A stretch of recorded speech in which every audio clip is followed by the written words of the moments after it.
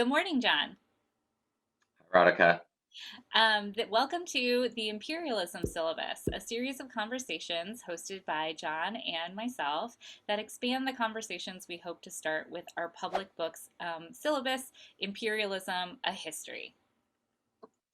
Yeah, we wanted to continue. We had, such an engaging experience of putting the syllabus together. We wanted to continue the conversation with one another, but also to hopefully expand that conversation to include, who knows, authors on the syllabus, or perhaps even broader publics from there. So what we're going to do is in these kind of episodes, this is the introduction. We're going to have episodes that will correspond to each of the weeks of the syllabus. And we will introduce, again, the material, the kind of theme for that week in the syllabus, and maybe speak to a guest or two. And today in this video, we're going to introduce a little bit about ourselves, where we're located, and then turn to a conversation about how we came to the study of empire and how our own biographies have kind of brought us to this place in our work. But before that, Radhika, maybe we could start with you. Why don't we introduce ourselves a little bit, maybe say a little bit about our work, and maybe give our viewers a bit of a sense of where we are in terms of our location. Sounds good, John.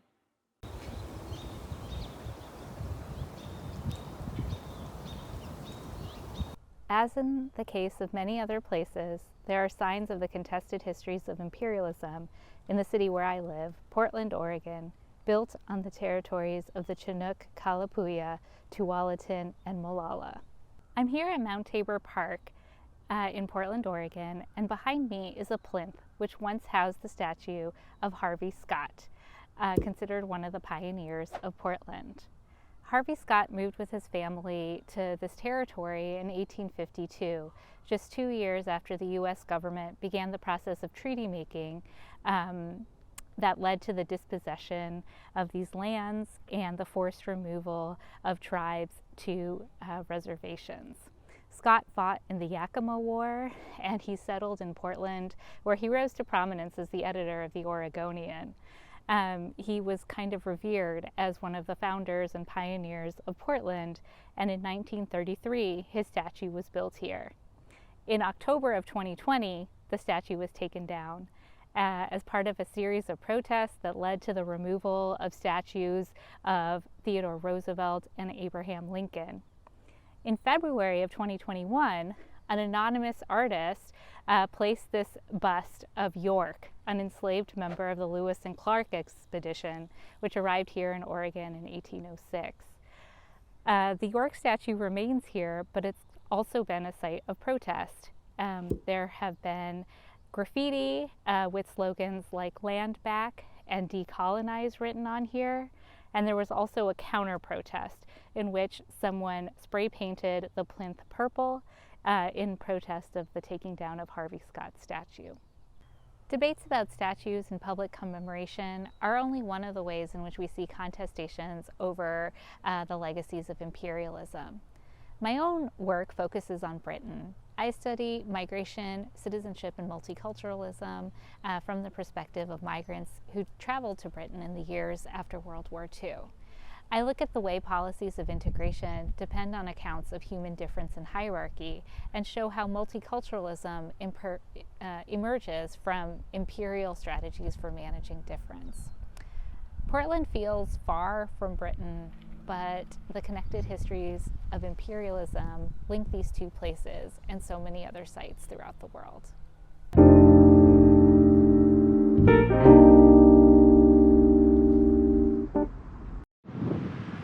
Hi. So I grew up in Vancouver, but I currently live in Birmingham, England, where I teach at the University of Birmingham. And I am this morning, on this glorious morning, in Birmingham city centre, looking for and finding very little difficulty finding symbols of imperialism. The Empress of India, of course, as Queen Victoria was also known as, being a prime example. So, the place where we work and think from matters. And so we wanted to locate ourselves in our physical kind of environment to begin our conversations here. This is the town hall. Again, it's just such a beautiful morning here in Victoria Square. Let me show you. This is the council house. I feel like I'm doing a tourist video here, where the city council meets. The town hall was built in the 1830s, I think. I believe that Charles Dickens, among others, gave readings there. It's a music venue I haven't actually been in. I've lived in Birmingham for 2 years, but because of COVID, I haven't seen everything there is to see, and not by far. Let me show you one other thing. As again, we locate ourselves. I locate myself here in this,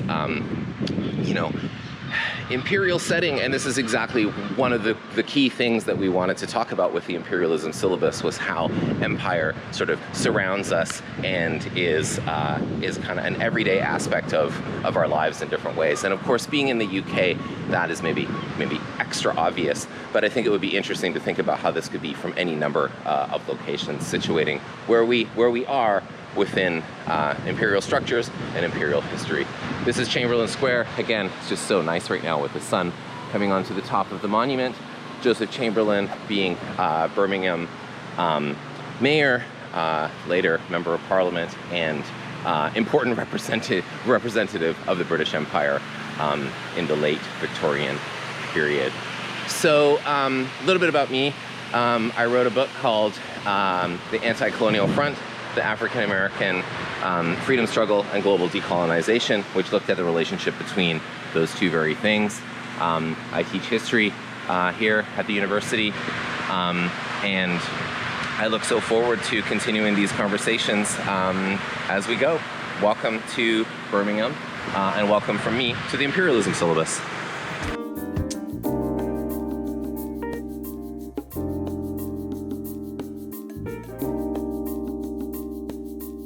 We wanted to spend a little time talking about ourselves, our biographies, and kind of how we arrived at the study of imperialism. And one of the things that John and I thought we might do in these videos is share a little bit about what we're reading now. And what we're reading now really relates to this idea of situating ourselves in imperial histories. This week I'm reading Hazel Carby's Imperial Intimacies, which is a sort of combination of memoir and history about her own family's trajectory. And Hazel Carby is a literary scholar of African American literature, and she wrote this really famous and foundational Black feminist essay called White Women Listen, which is about the experiences of Black women in feminist organizations. And one of the things that Carby sets out at the very, very beginning of the book, and I'm looking for the quote right now. I lost it when I picked up the book, is this beautiful quote from Antonio Gramsci, which really actually speaks to this project of situating yourself in history. And the quote from Gramsci is, "The starting point of critical elaboration is the consciousness of what one really is, and is knowing thyself as a product of the historical process to date, which has deposited in you an infinity of traces, without leaving an inventory. Such an inventory must therefore be made at the outset." And when I saw that quote, it really spoke to me about John and I and our thoughts about this week's introduction video and how important biography might be to introducing what we're doing with this syllabus. So John, tell us a little bit about yourself. I think like so many of us, my life, to speak for myself, has very much been shaped by empire. I'm here in the city of Birmingham, as I mentioned in my other introduction when I was in the city center, and here I'm in my office on campus today. And you won't hear it in my accent, but I was born in Glasgow and lived there until I was 6 years old. I had a very different accent when I was a little kid, and moved to Vancouver. And my family... Vancouver, British Columbia in Canada, not Vancouver, exactly. Washington, just across the river from me. From where you are, yes, that's right, exactly. That's my Canadian accent. And in fact, actually, the book I'm reading and about to read are two actually Glasgow set novels, Irvine Welsh's Glue, and then I'm going to read right after that back-to-back Douglas Stewart's Shuggie, Bain. And I'm reading these two novels Well, again, because Glasgow's where I'm originally from, so I have an ongoing interest in the city. It's also partly because I was hoping to go there. It's not that far from where I am right now, this summer for a visit, but COVID is going to keep us a little closer to home. So instead of going there physically, I'm going to go there through literature.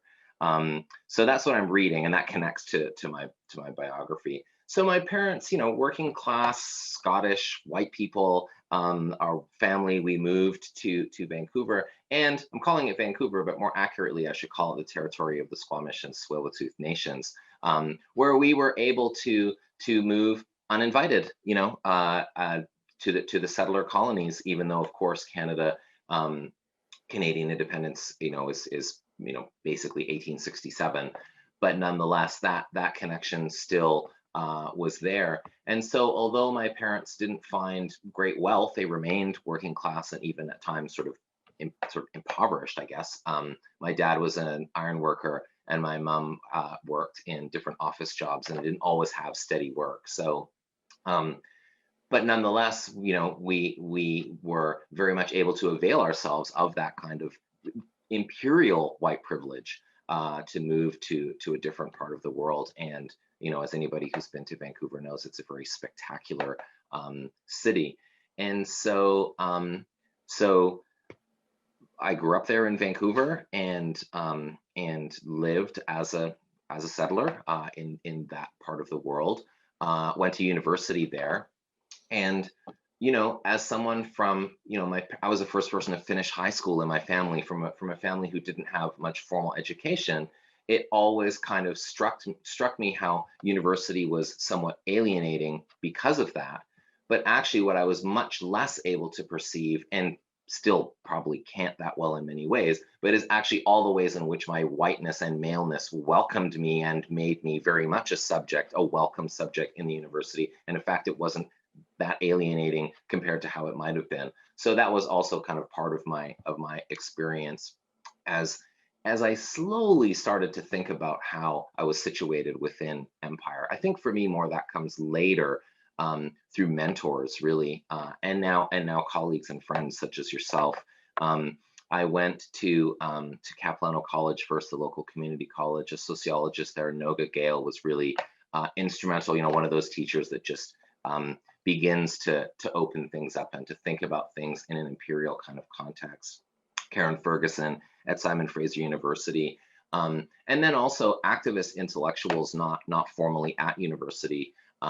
I was a skateboarder, and always riding my skateboard with friends downtown during the Oka crisis in Canada, and a protest encampment there was a really important moment for me to start to think about myself and my location, thinking of myself as a rebel skateboarder, but actually coming to see myself more as a white guy in a settler colonial kind of context.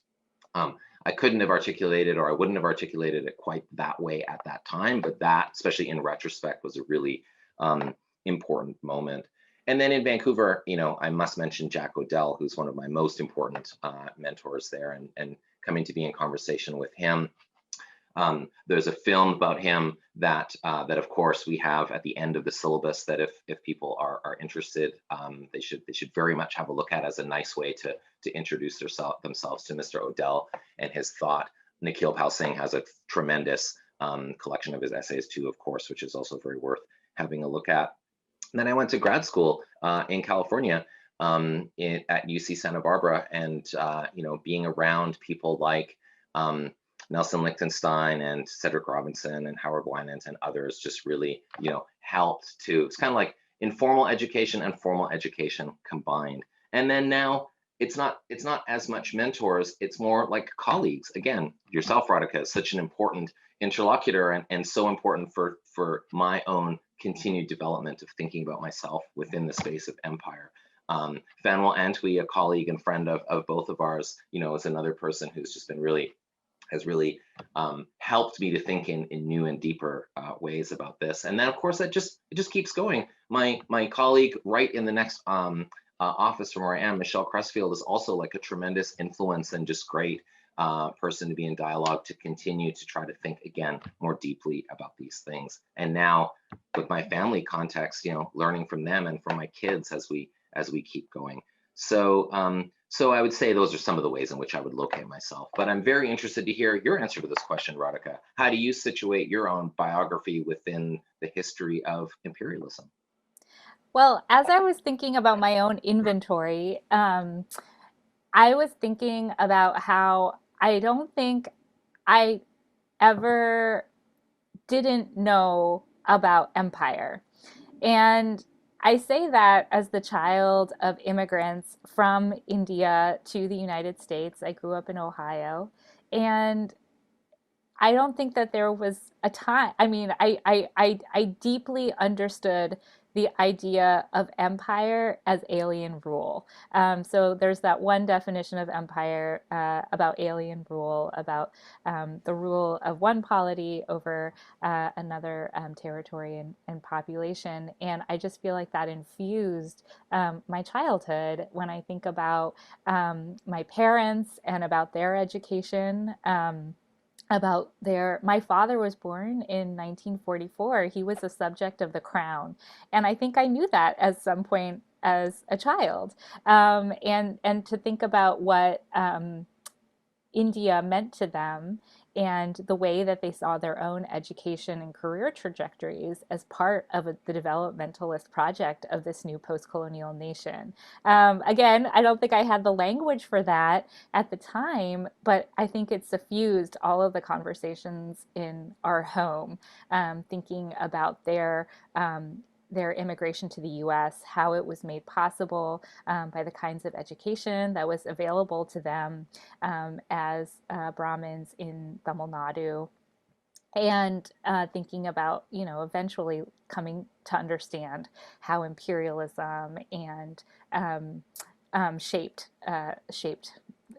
their English language, their love of English literature. When I was in high school having to read Julius Caesar, my dad could quote from memory passages of the play, and that's just like one of those moments where you're like, why does this person know Shakespeare? And again, that's just one of those pathways that kept taking me back to imperialism. But because I was so familiar, intimately familiar with some of the ways that the British Empire shaped India and Indians of my parents' generation, I think that way of thinking about empire helped to occlude other forms of imperialism. And I'm not sure that I understood the US as a settler colonial project until much later in my own life. Because even, as someone learning Ohio history and US history in middle school and in high school, that idea of US imperialism is so present and so masked because of the discourse of the nation state.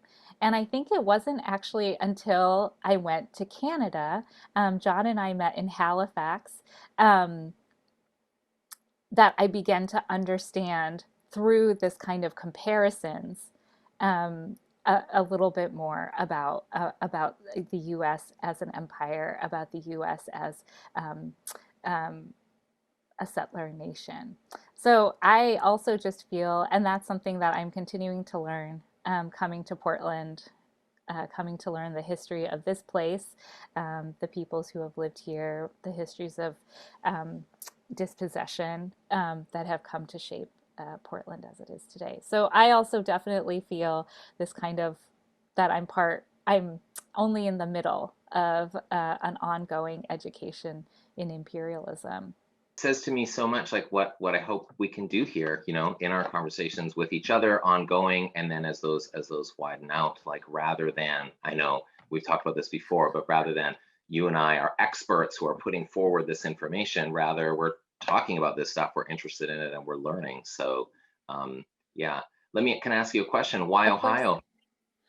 That's where my dad got a job. He came to the US in 1968, so he was part of that post 1965 wave of immigrants from Asia who were coming here for education and for those kind of technical jobs because they had those skills. Um, And he graduated from his PhD program at the University of New Mexico into a recession, and it took him quite a long time actually to find a permanent position in the U.S. And finally, he found one in Toledo, Ohio, and that's where I was born. Yeah, so interesting. Yeah. Um, and it's just, all the different ways, all the different stories we can imagine, and hopefully other people that we are in conversation here, we can maybe continue this mode a little bit and maybe ask them questions about biography, and how they connect to it, because it's always so fascinating to think. And I really like how you put it, like, things you could see and things that were occluded by your situation. I mean, I feel like there's more occlusion than seeing in mine at many moments, but indeed, it's definitely part of it. Yeah, and I mean, I think that that's why I continue to read imperial histories, histories of decolonization, because there's just so much more to learn. I feel like imperialism is such a multifaceted project, and it actually works through its own masking, and through making its processes kind of obscure. And so one of the things that I love about our syllabus and the way that we organized it is trying to just bring these different kind of strands together, to bring these kind of different facets of imperialism into view. Yeah, indeed. Well, we should say maybe a little bit more about the syllabus. Yeah, John, do you want to tell us a little bit about how we came to this project, and why we've written this syllabus? Yeah, so I guess, I mean, again, it's we were already having this conversation Yeah. before it became somewhat formalized, around the syllabus, of course. And I had already learned a lot from you before this all began. But, I think, if it's to speak for both of us, I guess we had this kind of sense that we were really intrigued by the idea of kind of wider public engagement, or broadening out again that conversation, which I think kind of is leading us from the syllabus to now these kind of videos in relation to the syllabus to just kind of keep it going. So a kind of public engagement, and something also that gets us away, from the confines of the kind of corporate university setting as well, that can be so limiting to the way that we might want to think about things, or might want to conduct ourselves as historians, or scholars of, in other disciplines and so on. I mean, also pragmatically, there's also the teaching component. I think, it'll be great if people are able to make some use of this in any old way, in terms of teaching, in terms of maybe the beginnings of thinking about sketching out a class. I definitely think, and it's been so gratifying because a couple of graduate students have said this, that this is the kind of thing that's useful for them. And I feel like the specific graduate student audience for this, or postgraduate as we call it here in the UK, is really, an important intended audience for this. Definitely in the US, drawing up comps lists, I would hope that people would be able to find from so many different, areas and topics, a way maybe to connect with what we're doing here. Um, and then also, I kind of love that we've talked about this too, the sort of like, we don't know what it's for. We're going to see what it's for, that kind of thing. We've put together some readings, and we've tried to distill some themes and say a bit about the themes as well in the syllabus, on the Public Books website. And then from there, it remains to be seen what's going to happen. And so, this is where people that we will interact with, our audience, maybe someone watching this right now, will indeed show us what it's for through whatever comments that they might make. But maybe you could say a little bit more, Radhika, if you would, about, that's kind of the syllabus. But what about these videos? Like, what maybe we should say a little bit more, or if you could, about what you think these videos are for. I think that we've been using the metaphor of a conversation in regards to the syllabus in a lot of ways. I think it's actually in the text of the syllabus. But here's our chance to actually be in dialogue with each other, and to present that conversation and the sense of a kind of entry points and ongoing conversation in a different format, in a different way of accessing these ideas and these histories. And so um, One of the things that I'm really looking forward to is having a chance to talk with scholars and other people that we have included on the syllabus about their work, about how they think about imperialism, and to take the conversation kind of off the webpage, and to kind of bring it to life a little bit. And I know that our syllabus is really overwhelming. It's a lot of material. And I hope that by having these conversations, we can bring out some of the most salient points, the most significant points, again, to just give people more entry points into this like broader ongoing conversation about imperialism. Yeah, definitely. And I think too, as the kind of other who knows question about what did the pandemic mean for teaching? It meant a lot more digital teaching, Mm-hmm. that maybe these conversations will be something that people can use as lecture material or as something as well. So yeah, and it'll be, yeah, I can't wait to see. And I'm so hopeful that people are going to want to talk to us about this. I'm guessing they might, because it'll be so nice to be in conversation. I really hope that we can you know, be in dialogue with the with some of the authors whose work that we chose for the different weeks. That will be just tremendous. So yeah, Yeah, I'm looking really forward to seeing where this all goes. me too. And again, the point is to talk through the big ideas and the significance. We're not the experts here. We are just ourselves learning. I think that's maybe a good place to wrap it up, because I strongly agree with that sentiment. So to whoever's watching, thank you. See you next time for episode 1. Take care.